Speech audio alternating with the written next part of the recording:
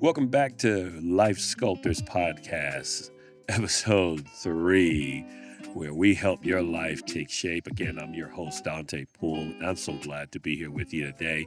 We are entering into the second part of our last conversation. When things aren't going right, go left. We're having a conversation about what do we do when things don't go right. We read this book by Marc Colagiovanni called When Things Don't Go Right, Go Left. And, we started our conversation saying, yeah, we give going left a bad rap. Like things going right are an issue of expectations and not necessarily one of morality. You are not at the mercy of your feelings or your thoughts. And if you don't direct them, they will direct you. And so changing directions in your thinking can make the world of a difference. And so sometimes you just have to put down some things, put down some baggage that you've been carrying in order to get to a fresh perspective. We talked about worries, like how we rehearse negative outcomes in our mind, how worry is self harassment, right? Because we just keep at it with ourselves. It impedes our vision and our ability to see clearly. But also, we talked about doubts, and doubts are to question our own ability, our own truth, our own trustworthiness, and that of others. And it stifles our momentum in the direction of hope and accomplishment. But when we put down our doubts and we put down our worries, then we can begin to see clearly. I love the character in this book, and I'm going to read just a couple of pages just to kind of help give some perspective to the conversation. And so he's already put down his worries, he's put down his doubts, and here's where he picks up. I forged on until I came to a pool and a diving board I remembered all too well. The last time I tried to dive off that diving board, I splatted on my back. Ouch.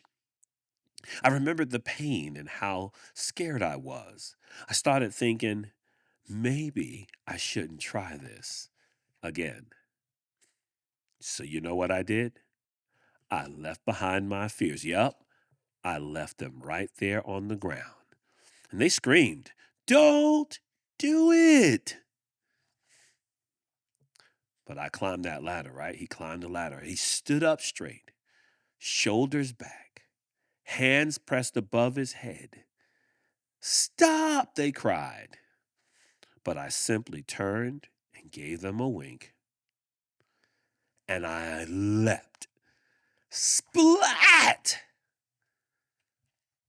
on my back once again. Oh, that stings. I thought to myself, this is impossible. It can't be done. So you know what I did? I left my frustration. Yep, I left them right there on the ground. And they yelled, "You can't do it!" Again, I stood up straight, shoulders back, hands pressed together over my head. They laughed. "Give it up already." I whispered to myself, "No way, never." I leapt, feet together, toes pointed, legs straight. Perfect. I did it. I started to realize the more I went left, the more right I felt. Oh, man. So it's interesting, this word forged. He says, I forged on. It means to press on. It means to go gradually and steadily towards something. Like there's some intentionality in this character's effort to go towards something better.